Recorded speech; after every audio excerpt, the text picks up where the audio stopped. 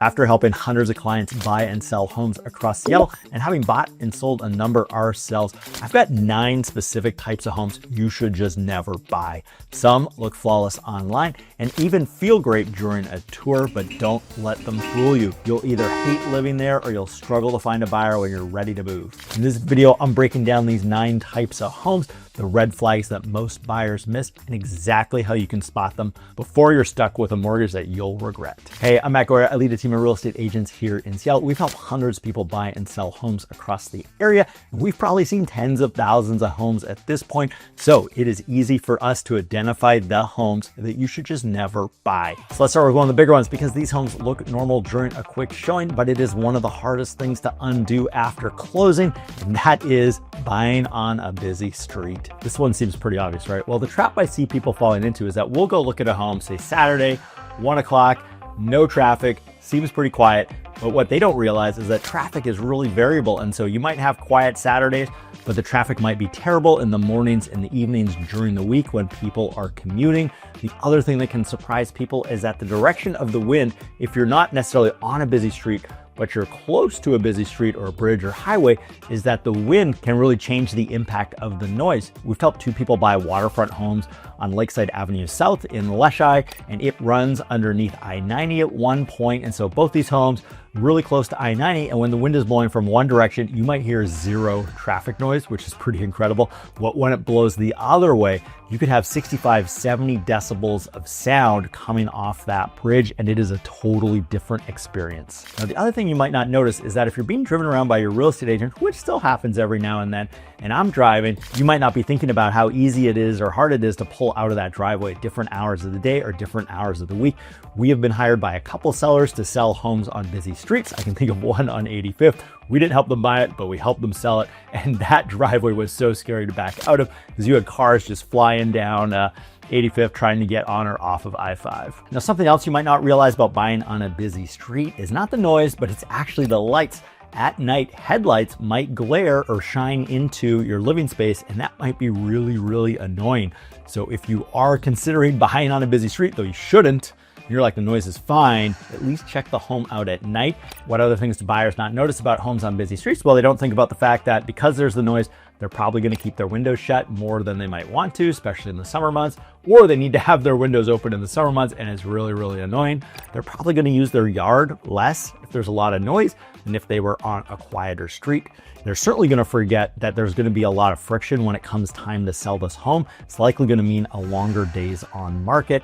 Now, they might be excited that when they buy the home, they're getting a discount, but just keep in mind, when you go to sell this home, you're gonna have to sell it at a discount. So those are the downsides to living on a busy street. What are the issues that we see with buyers with respect to this?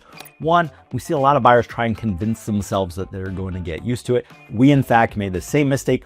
We bought a home on a busy street, thought we'd get used to the noise, but didn't. Now, the second mistake we see buyers make is only seeing a home once. Sure, if it's on a really busy street, it's obvious you're probably not gonna buy it. But if it's on one of those sneaky streets where it's really quiet on the weekends or really quiet in the evening when we're touring it, but it's actually really busy during the day, you're sure gonna wish you had visited multiple times to really suss out what that noise was gonna be like. So what should you do to avoid buying on a busy street? Well, one, you should just not buy on a busy street. But if you can't help yourself and you're still thinking about it, I want you to visit that home multiple times, different times of the day, different days of the week with different weather. Second, I want you to stand outside, open up that Calm app on your phone, take a couple moments of Zen and really take in that noise. Imagine yourself eating dinner out on the outdoor dining room table. Are you able to still have a conversation, or is that noise going to drive you crazy? And third, I want you to go into the home, into a couple rooms where you're probably going to spend a lot of time, maybe your bedroom, open up the windows and really test to see how that noise is going to be with the windows closed, with the windows open, different times of the day, etc. Now, this issue isn't just about being picky. This is about a critical part of the home that you absolutely cannot change. You are not going to be able to eliminate that traffic. Yes, you might be able to soundproof the inside of the house, but you will certainly not be able to soundproof the outside of the house. The only people we have seen knowingly buy on a busy street and not regret it are buyers who previously lived in Manhattan and find Seattle kind of quiet. So you find your dream home, it's on a quiet street. Well, there's another type of home with a noise-related problem that you should absolutely never buy. Now, if the home backs up to, or it shares a fence line with, or it sits directly beside, or perhaps above, like a condo situation, above loud retail, you are signing up for other people's operating hours. Now, we've experienced this one firsthand. We bought a condo above retail, which was great. It had a really high walk score, but that retail drove us crazy. Some of the issues we experienced were early deliveries. It's usually not the unloading or loading that's the problem. It's the backup noise that those trucks make when they're backing up, getting into a parking spot. Then you've got the trash pickup, which trash usually isn't the problem. It's going to be the recycling truck. When they're emptying a dumpster full of glass and they dump it into the recycling truck, it is really loud. Something else that really surprised us was that smell was an issue.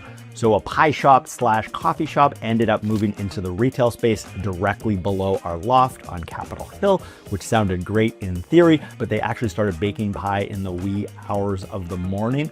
And the sweet pies were fine, but those savory pies at 5:30 in the morning when they started baking them, the smell would wake you up. The other issue that drove us crazy was the noise that their coffee machine made when they made coffee early in the morning. Now, those are condo examples, but I've also talked to people who bought single family homes who have been stressed out about this too. We know somebody who used to live beside a cafe. Living beside a cafe certainly had its benefits and it was fine until it changed ownership. And when it changed ownership, the new owner expanded the operating hours and they started putting tables in the backyard of the space. And so you'd be trying to have a nice dinner outside a summer evening, only to find out that your neighbor directly beside you was having like 20 people over for dinner at this cafe, and it was really loud and obnoxious. We also know somebody who used to live in a townhome that shared an alley with the neighborhood restaurant. The challenge with that is that you would get employees from the restaurant going out to the alley to smoke, so you had to deal with that smoke smell. And then they also had a lot of issues with the garbage. So restaurants generate a lot of garbage, and a lot of garbage attracts a lot of rats. So the common issues we see here, well, with condos, it is that you usually are signing up for some amount of urban noise, but you just don't anticipate how much the urban noise is going to be at different times of the day, different days of the week, different times of the month. The issue with single family homes is that most people are going to steer clear of buying a single family home or a townhome right next to a big or larger retail. It's usually the smaller retail that kind of catches them by surprise. Now, how do you protect yourself from this? Well, you just shouldn't buy a home that's right next to retail. But if you're not going to listen to me, you should at least go, like the street noise, a couple different times of the day, a couple different days of the week to really experience it. Like the street noise, you need to experience what it's like in the house. You need to open up the windows. You got to go to the backyard, take a couple minutes. Don't look at your phone. Don't talk to the real estate agent. Don't talk to your husband or wife. Just sit and listen. Now, the third thing I want you to figure out is delivery areas and dumpsters and how that is all going to work and what kind of noise that's going to generate. Now, I don't want you to mistake me as somebody who is anti-retail. I actually would love to see more retail in our neighborhoods. I think we need to have more flexible zoning for that kind of thing. But this is just about not attaching your quality of life to a business that you do not control. Okay, next up, we have one that surprises buyers because it feels really wholesome until they actually live it, and that is being beside a school. Now, living next to school is not automatically bad, but we found that it creates a lot of surprises. It usually surprises a townhome buyer who doesn't have kids. They're thinking about kids and they like the proximity to the school, but since they don't have kids, they have no understanding of how the school is going to impact them day to day until they're living next to it. So what doesn't surprise these buyers? Well, it doesn't surprise them when I talk about how loud screaming kids are going to be before, after school, and at recess. Now, what's going to surprise them is going to be the impact of drop off and pickup. Now, it seems these days more than ever, kids are getting a ride to school with their parents and not taking the school bus. For one of our kids, their school, if you live next to it, there is no way you are getting out of your driveway until pickup or drop off is over. Traffic is just that congested, and it's congested for about 30 minutes. Sure, you can plan around it, but what happens if you need to get out of your house at one of those times? You're trapped. Now, while those impacts may seem limited to during the school season and Monday through Friday at specific times, keep in mind that there's going to be events on the weekend, there's going to be sports, there's going to be music, and that is going to create random traffic issues that you're not going to be able to anticipate. Speaking of music, one of the things we ran into on a home tour years ago was somebody was looking at a townhome in Ballard that was pretty close to the high school, and the marching band was practicing on the field at the time. we turned around and left that house pretty quick. Now, the mistake that we see buyers making here is that they might be touring in the summer or they might be touring in the early evening and they totally miss out on that school experience. So they think there's nothing to worry about when in fact, if they saw it during the day, they would have a huge concern. Now, the other mistake we see buyers really making is just underestimating the impact of the noise and the traffic on their everyday life. Yes, you're in your 20s or your early 30s now, not a big deal, but wait till you have a kid and they're napping or you're having to work from home. It is going to be super frustrating. Now, how do you protect yourself from this? Well, you shouldn't buy next to a school.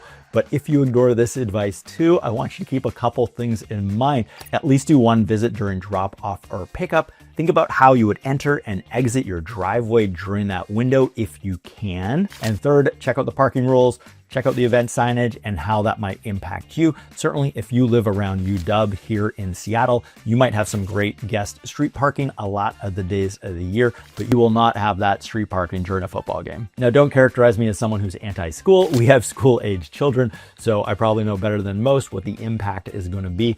My recommendation here, don't buy next to a school. It's okay to buy close to a school. Buy a block away or buy a couple blocks away. We love walking our daughter to school every day. That is a great livability choice, but I'm so glad that we cannot hear the school from where we live. Next up, let's talk about getting to your home because there are a lot of homes here in Seattle where the stairs are not an architectural feature.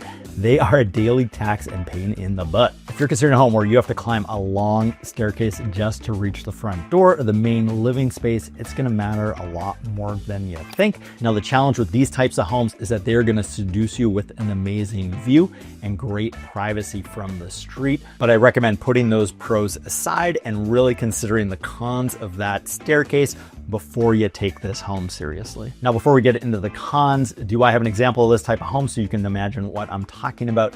Yes, I do. I had a client send me this house and I actually tried to talk them out of it. As you can see in the photos, it has an amazing view. It looks kind of harmless from the front. You're not really thinking about any stairs. It's not screaming a lot of stairs. But for whatever reason, I was like, we should take another look at this. And so I pulled up the Google Street View and I sent a screenshot of the Google Street View to the client and said, look, this house has 2 flights of stairs to get up to it. And you just have a newborn. Are you sure you want to go see it? They said, yeah, let's go see it. It's not going to be that bad. Well, it was that bad. So why was it bad? What am I thinking about when I see a home with a lot of stairs, which is a lot of homes in Seattle? 10% of our homes are on steep slopes. Many of those homes are going to have stairs where you have to get up to the front door with them, and you got to do that multiple times a day. So the things that are going through my head are like, well, what's it going to be like moving? You're probably hiring movers, but still you're probably doing your own deliveries every now and then. Stairs are going to be a pain in the butt for those. The other reality is going to be groceries, your Costco run. You have to lug a car full of stuff and put it up in your pantry. Something that is not going to be on the minds of people who haven't had kids yet, but certainly is something I'm thinking about is, well, one, you got to carry your kid up and down a couple flights of stairs. That's a pain in the butt. 2, what are you going to do about the stroller? A lot of these homes don't have a place for you to store the stroller at street level. So you're going to be carrying both the kid and the stroller up and down the stairs multiple times per day. Now imagine doing that not just on a nice sunny day, but doing it on a dark, rainy day, doing it in the winter when the stairs are slick and there's moss growing on them. It's going to be a little bit treacherous. Now, at this point, clients are like, Matt, that view is so good and the price on this home is so reasonable. We will put up with all of those things. We're young, we're fit, whatever. And I'm like, yeah, sure you are. But what are you going to do when your aging parents come to visit? They might not be aging now, but at some point they will be. What are you going to do about injuries? You live in Seattle, you're skiing, you're biking, you're doing all these activities, you're super healthy at the moment, but what happens when you blow out your knee? How are you going to get up and down these stairs? Now, the thing that clients are thinking about, but I'm certainly thinking about as a real estate agent, is that when we go to sell this home for them in 7 to 10 years, how much of a tax are these stairs going to be on this home? Take, for instance, the home with stairs that we went to see with our clients. It has now been on the market for 190 days. These homes, even with amazing views and privacy, are really hard to sell. Now, how do you protect yourself against falling in love with a home that has amazing view and has great street privacy? Well, there's a couple things I want you to do. Now, first, I want us to come back and see this home, and I want you to bring 2 or 3 full grocery bags and try walking up and down those stairs a couple times as if you're bringing in a couple loads of groceries and see how that goes. Next, I want you to walk up and down those stairs a couple times right after the other, because think about how many times you forget your phone in the car. I certainly do. And you have to go back out to get your phone, and you got to do those stairs all over again. And then I want you to think about doing it in the rain, doing it in the dark, doing it in the winter when it's super slippery out. So the moral of the story is don't buy a home that has a couple flights of stairs if that's the only way of getting in and out of this house. There are some homes where they do have a lot of stairs, but you can pull in the back alley, and that'll give you easy one-level access to your main living space. Your day-to-day is going to be fine. It'll be a challenge for your guests, but maybe that's a compromise that you can live with. Just don't buy the other type of home. So speaking of stairs, let's talk about townhomes next. No, you can't totally eliminate townhomes because they all have 3 flights of stairs, but it's certainly something to think about. If you are seriously considering a townhome and you're like, I can deal with the 3 flights of stairs, no problem. But there's a couple types of townhomes that you just shouldn't buy. So for the first type, builders love them. They can squeeze a lot of them on a lot. It's how they make the most money. But I can bet you that townhome developer has never lived in one of these skinny mini townhomes where it feels like a vertical hallway and like half your square feet is taken up by stairs. Now, what are the specific reasons why skinny townhomes really suck? Well, you end up with these narrow rooms where it's hard to fit in real furniture the way you'd expect. Sure, they have staged these homes to make you think that you can get furniture in there, but really think about the furniture choices that they made. Are they going to be the same furniture choices that you make? Oftentimes, actually 100% of the time with staging, we never consider the TV. So the layout is actually usually not how you would ever lay the house out, because most people are going to have a TV. So think about where your TV is going to go. A lot of the time they skip having a dining space. So they stage this so that for every meal, you'd have to like sit on your couch and eat at your couch. There's nowhere to dine. So walk through those scenarios and you're going to start to realize that a skinny townhome just doesn't make sense in terms of layout. As I mentioned, those stairs are going to be a grind and they're going to take up a lot of space. They're very inefficient in a smaller townhome. This townhome is probably not going to have a lot of storage. You're going to fill up the storage fast. Now, the other type of townhome I don't want you to buy is going to be the middle unit. Why stay away from middle units? Well, instead of one shared wall, you're going to have 2. So twice the likelihood that you're going to have noise issues or conflicts with your neighbor. And then the other reason is that you only have 2 walls that they can put windows on instead of 3. In Seattle, it's dark in the winter. You want as many windows as possible. Now, how do you protect yourself from buying these types of townhomes? Well, I have a couple tips that kind of work for all townhomes. One, I really want you to think about where you're putting your furniture, the kind of furniture you're going to buy, and really map it out and make sure it makes sense for that layout. For these skinnier townhomes, it's likely not going to work out. And that's when in the process, you're going to realize it is just too skinny. I want you to count the stairs. Think about the stairs. Think about where the living space is in the townhome. For some townhomes, that living space might be on the 3rd floor, might be on the 2nd floor. You might have to take a flight of stairs, as we were talking about earlier, just to get to the base level of the townhome. And then you got another set of stairs to get up to the main living space. So really think about the stairs and your daily usability of that house.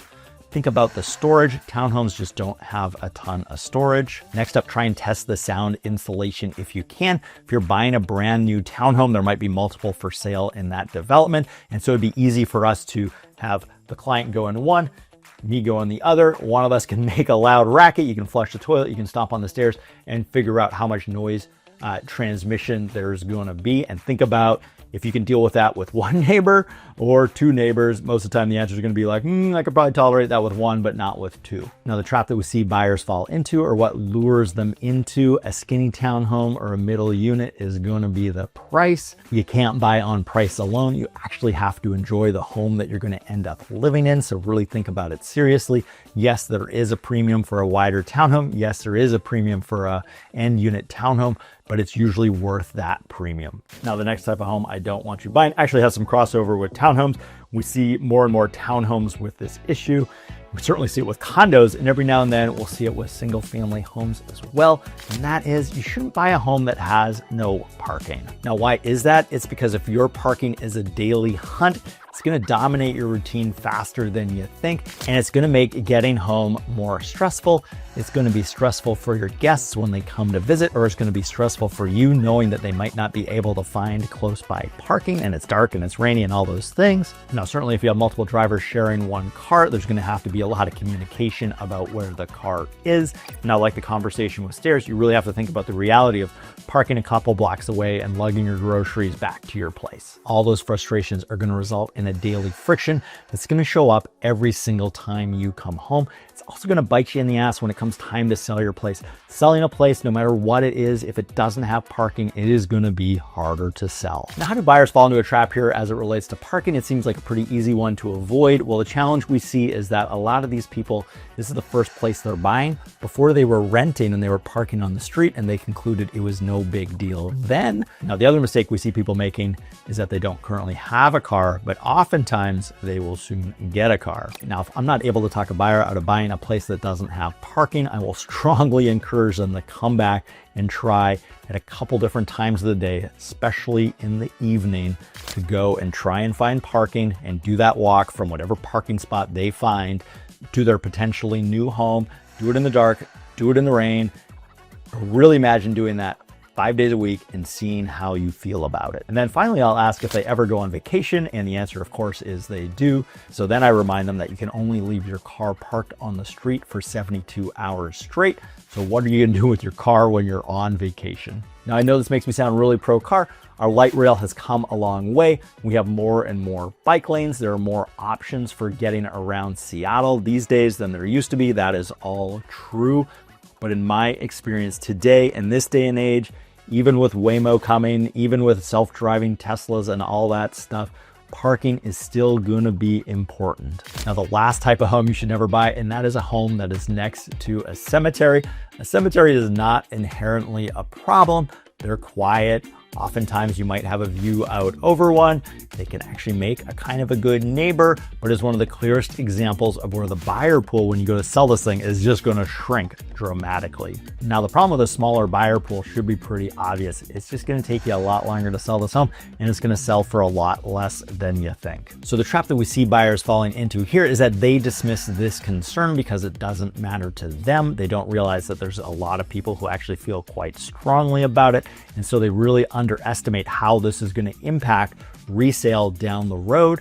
The other trap they're falling into is that these homes are likely going to be priced a lot more affordably than a home a block or two away that isn't next to the cemetery. And so they're lured in by the low price, not thinking about the consequences of that price down the line. So the way you protect yourself here is not getting lured in by that low price and sticking to your guns and not buying next to a cemetery. And it should go without saying that you shouldn't buy a house that's actually in a cemetery. Now, this sounds crazy, but there actually is a developer who is proposing building some homes in a cemetery on Crown Hill over in Ballard. Here's the article. Now, if you are buying a home in Seattle, don't fall in love with it right away. We have to check a couple things first. You got to go see it in person. And then before you commit, we will run through a checklist of things that cause regret in this city. We're going to check the street at rush hour. We're going to check it a couple times so you know what busy road living actually sounds like, actually lives like. We're going to stand on a property line beside any retail to catch deliveries, the trash cycle, the recycling cycle. We'll do a school zone drive at drop off and pick up to see if you can get in and out. We're going to walk the stairs. We'll get some fake groceries. We'll try it together. We're going to sanity check those skinny and middle unit townhome layouts for light, noise, furniture fit.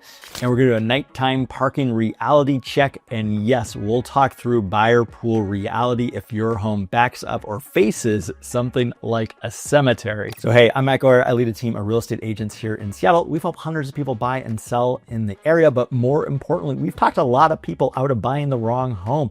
You need a real estate agent who's going to tell it like it is, tell you what you need to hear, not what you want to hear. And we are those real estate agents. My contact info is below. Feel free to call, text, email anytime. We meet a lot of our clients here through YouTube.